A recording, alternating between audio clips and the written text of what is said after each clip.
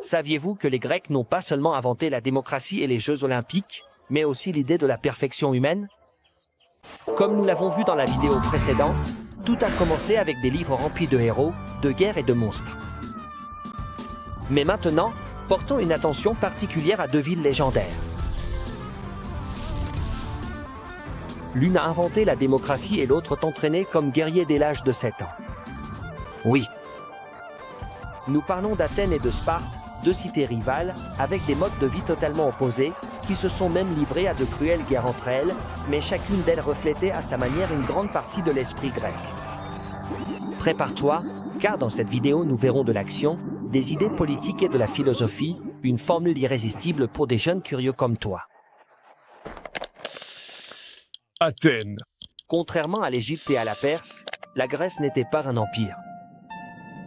C'est-à-dire que les Grecs n'avaient pas de ville capitale où se concentraient les richesses et le pouvoir. Ce que l'on connaît aujourd'hui comme la culture grecque est en réalité la somme de nombreux peuples et cités qui étaient totalement indépendants les uns des autres. Chaque ville ou polis avait son propre gouvernement et, dans la plupart d'entre elles, chaque citoyen était respecté de la même manière. Il y avait des milliers de cités-États disséminées le long des côtes de toute la Méditerranée, mais si tu voulais vraiment être au sommet de la vague, vers le VE siècle avant Jésus-Christ, il fallait absolument faire un tour à Athènes. Cette ville fut l'une des plus importantes et elle est aujourd'hui le symbole de la culture grecque. L'Acropole était l'endroit où l'on construisait les bâtiments les plus importants. Là-bas, vous pourrez admirer l'imposant Parthénon, l'un des temples les plus remarquables de la Grèce classique, érigé pour honorer Pallas Athéna, la déesse protectrice d'Athènes, dont les vertus étaient l'intelligence et la sagesse. Ce monument a été construit dans le cadre d'un grand projet de Périclès. Oui, moi, Périclès, le plus grand gouverneur qu'ait connu la vieille Athènes. Il est venu à l'esprit de Périclès que la meilleure façon d'honorer Pallas Athéna était de faire d'Athènes l'endroit idéal pour la cohabitation des philosophes, des artistes et des scientifiques de l'époque. C'est ainsi que de grands philosophes comme Socrate, Platon et Aristote ont pu débattre librement de leurs idées dans les rues d'Athènes. Athènes fut le premier endroit de l'univers où l'on commença à façonner l'idée d'une démocratie, ce qui signifie gouvernement du peuple. L'idée des Athéniens était de créer un gouvernement dans lequel tous les citoyens libres participeraient aux décisions et pourraient profiter des résultats. Parce que si chaque homme est capable de générer la vertu, alors tout homme porte en lui tout le pouvoir nécessaire pour gouverner, n'est-ce pas? En fait, aujourd'hui, tous les citoyens participent aux décisions par leur vote, et nous appelons toujours cela la démocratie. Sparte. Dans la péninsule historique et magnifique du Péloponnèse, vivaient les Spartiates, un peuple de guerriers redoutables et extrêmement disciplinés qui consacraient absolument toute leur vie à l'art exigeant de la guerre et dont la plus grande et noble vertu était incontestablement le courage indomptable. Si vous étiez un Spartiate, votre préparation à la guerre commençait très tôt dans votre vie. Pour commencer, par la loi, les Spartiates devaient être forts et en bonne santé.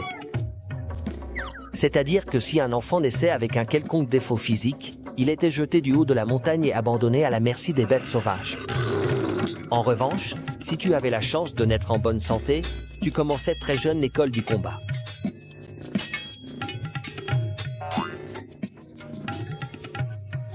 Et ta participation à l'armée durait de tes 20 ans jusqu'à tes 60 ans.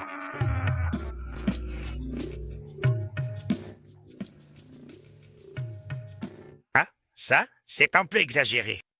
Les Spartiates sont passés à l'histoire comme un symbole de bravoure, et il existe de nombreuses histoires qui le prouvent. Par exemple, pendant les guerres médiques, en 480 avant Jésus-Christ, une immense armée de l'Empire perse a voulu envahir les cités grecques dans le but de les rayer de la carte. Là-bas, seulement 300 Spartiates sous le commandement du roi Léonidas ont affronté des milliers de soldats perses. Malgré leur écrasante infériorité numérique, ces 300 Spartiates courageux ont réussi à retarder l'avancée de l'ennemi, donnant ainsi le temps au reste des Grecs d'organiser leur résistance. Aucun de ces Spartiates n'a survécu à ce combat, mais l'objectif a été atteint et les Perses ont finalement été vaincus. Après avoir vaincu la résistance que 300 courageux Spartiates leur avaient opposée aux Thermopyles, la nombreuse armée perse entra dans Athènes et la détruisit complètement, mais ils ne purent tuer aucun Athénien, car, sur ordre du rusé général Thémistocle, tous les citoyens s'étaient réfugiés sur l'île de Salamine, en face du port d'Athènes. Xerxès envoya sa gigantesque flotte à l'attaque, mais les navires grecs étaient plus rapides et plus maniables, et commencèrent à couler un à un les lourds vaisseaux perses.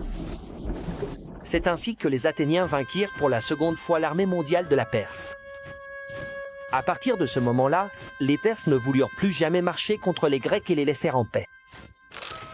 Et cela signifia beaucoup, car après ces formidables victoires, les Grecs consolidèrent leurs idées d'indépendance et de liberté et inaugurèrent la période la plus brillante de leur culture.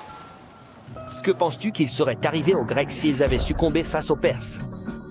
Quelqu'un a-t-il dit qu'ils auraient été réduits en esclavage? Savais-tu que, bien des années auparavant, les Juifs avaient été esclaves des Perses? Prépare-toi, car tu vas voir ce qui se passait en Judée pendant que les Perses attaquaient les Grecs. Mais avant cela, rappelle-toi que tu peux rejoindre la chaîne pour profiter des avantages réservés aux membres, comme télécharger des infographies et des personnages de nos séries et accéder à tout le contenu sans limite. Alors, un grand merci. Et souviens-toi que tout devient surprenant quand on a envie d'apprendre. Utilisons notre boussole du temps pour voir ce qui se passait dans d'autres endroits du monde à ce même moment.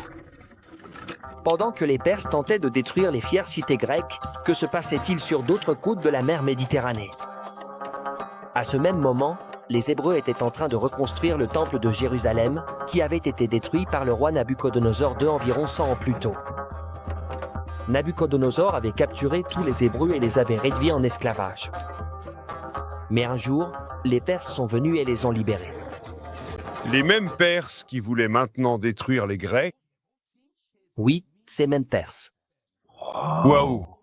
Accompagnez-moi pour découvrir ce que nous réserve cette civilisation fascinante. Il y eut un homme qui, dès son plus jeune âge, eut les rêves les plus grands qu'on puisse imaginer. J'ai libéré l'Asie mineure de la domination perse, conquis l'Égypte et Babylone, et je suis allé jusqu'en Inde, étendant ainsi mon vaste empire à travers des territoires lointains et diversifiés. Continuez à découvrir les faits les plus curieux de l'histoire et de la science sur notre chaîne YouTube, car grâce à la contribution de chacun d'entre vous, nous pouvons continuer à réaliser de plus en plus de vidéos étonnantes.